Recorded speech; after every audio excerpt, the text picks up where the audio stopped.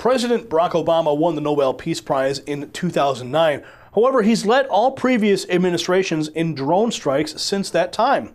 American military forces were used in Libya under the command of President Obama, and he's also led an unsuccessful call for American involvement in the Syrian civil war. This year, the world's best-known award for peace will be awarded to the Organization for the Prohibition of Chemical Weapons. This group was formed in The Hague in order to manage enforcement of the 1997 Chemical Weapons Convention.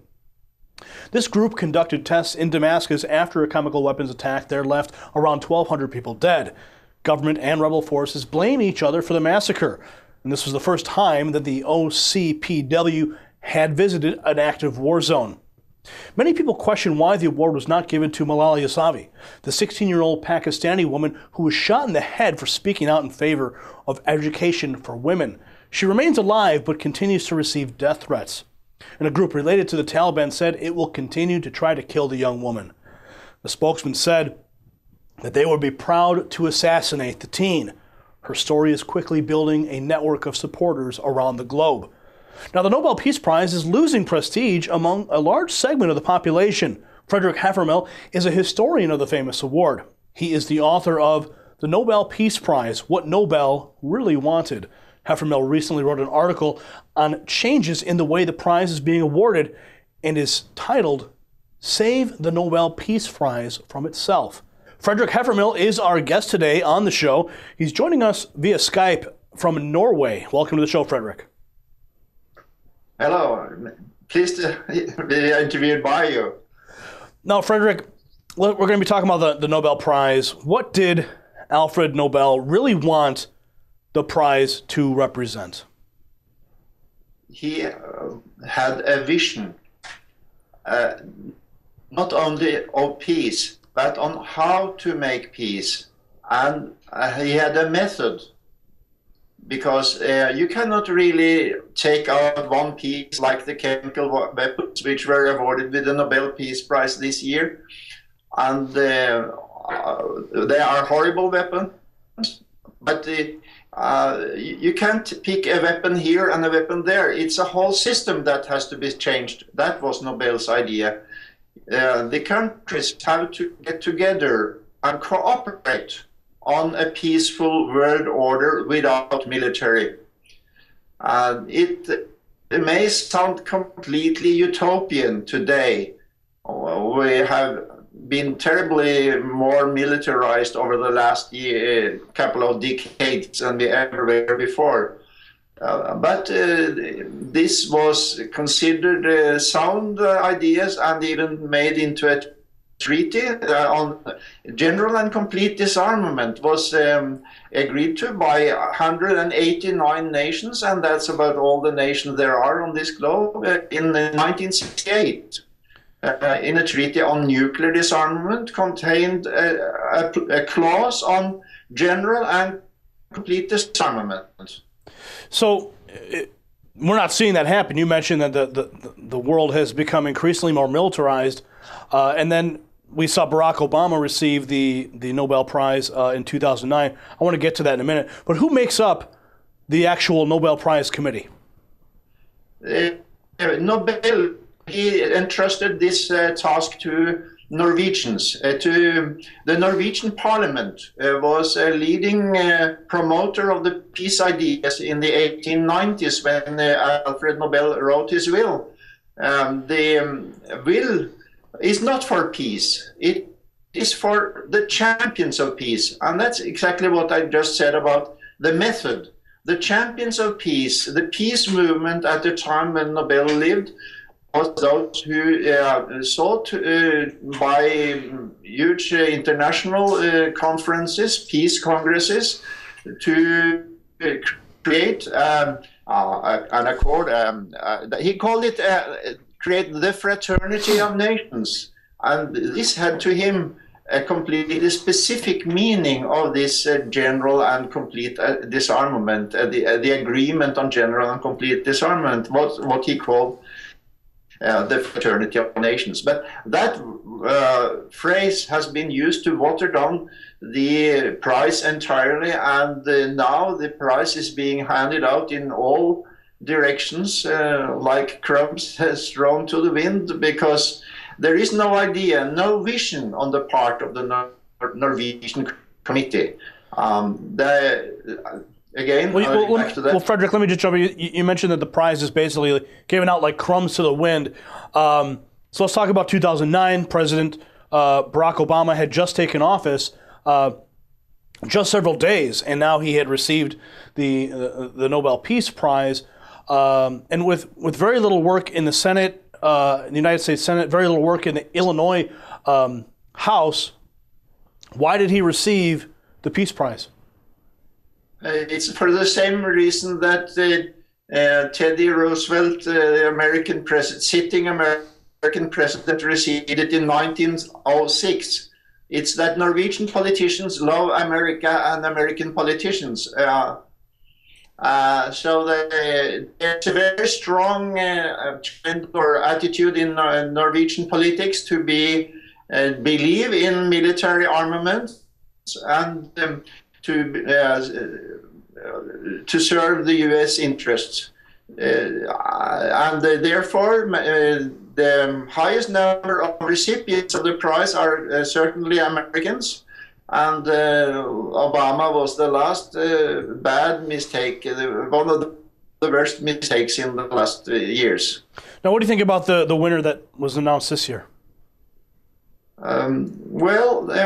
This year was one step forward, because now they finally listened to the will saying something about disarmament, and this committee said in its citation that disarmament was a central issue in Nobel's testament. But then they forgot that he did not just want disarmament, he also had a method for disarmament, which is that shall it succeed, it will have to be a grand scale solution, and you have to attack the whole militaristic world system on a large scale, in a large way, to achieve anything. Now, I want to talk about Malala Yousafzai and why she didn't win the 2013 Peace Prize, but you keep mentioning disarmament and global disarmament.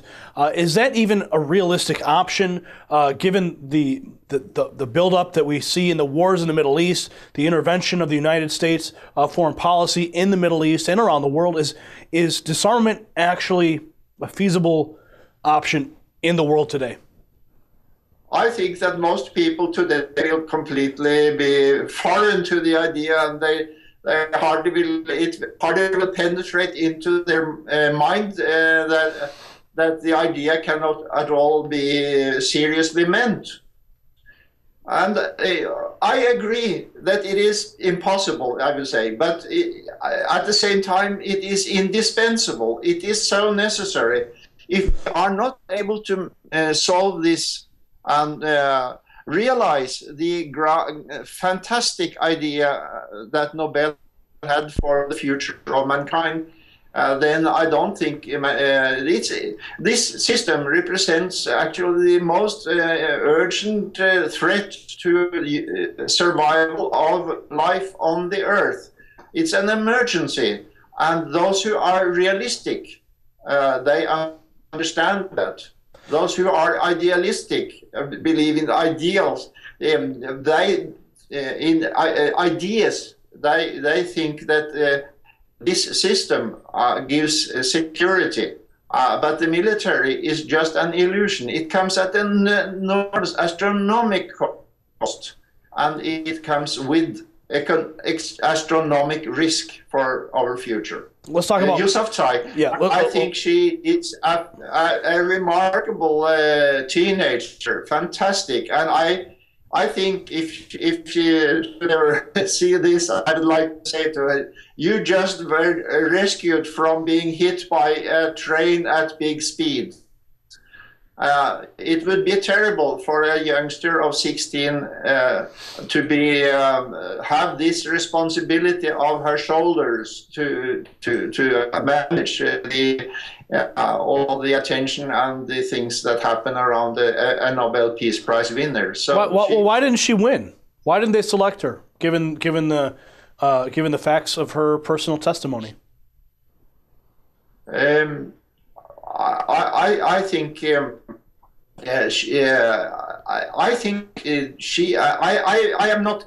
I don't know her work and her ideas completely well, but I think maybe even I think she has spoken out against militarism more than many of the winners in the later years. The winners in the later years don't speak about abolishing militarism at all. It's far from the Nobel Committee is absolutely not there. It is opposed to the idea of the field. They are opposed to Nobel and his peace plan, his vision of peace. There are Norwegian politicians pursuing strong military force and strong military alliances and Western interests and Western politicians. They are politicians and they give the prize to other politicians and official institutions like this year's winner. It's a bureaucracy for disarmament of chemical weapons, but they are not activists fighting for a complete disarmament of the whole world. Now, Frederick, maybe I don't know whether Malala ever had these ideas about a complete disarmament of the world, but I imagine as a young person she has a more ability to understand the wisdom of Nobel's idea. I think maybe even the Nobel Committee may have feared that she would defend Nobel, and therefore she did not get the prize. She might very soon become a champion of peace in the sense that Nobel had intended to support by the prize. Therefore, she didn't get it. And it's the same when people are applying for the post, a very key post in the Nobel Institute. This post was open for applications 20 years ago. And I know the list of applicants, and I've seen that there was one who was perfectly suited by a very long interest in disarmament, and she was connected with the Peace Research Institute in Oslo. She had a very good background and was a very good secretary to the committee. Instead, they chose a historian who has very strong. He is a historian in modern American history and transatlantic NATO relations, and he is absolutely against the idea of Nobel. He even said to me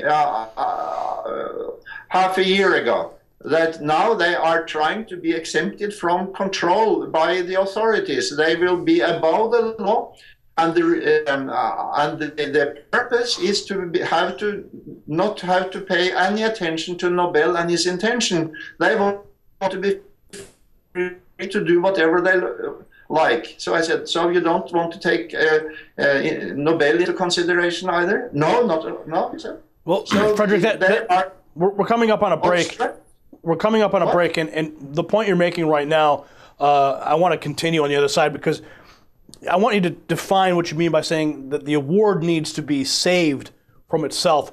So let's take this quick break. We'll come back on the other side. We're talking with Frederick Heffermill about the Nobel Peace Prize and what it means for global peace, right here on WHDT World News.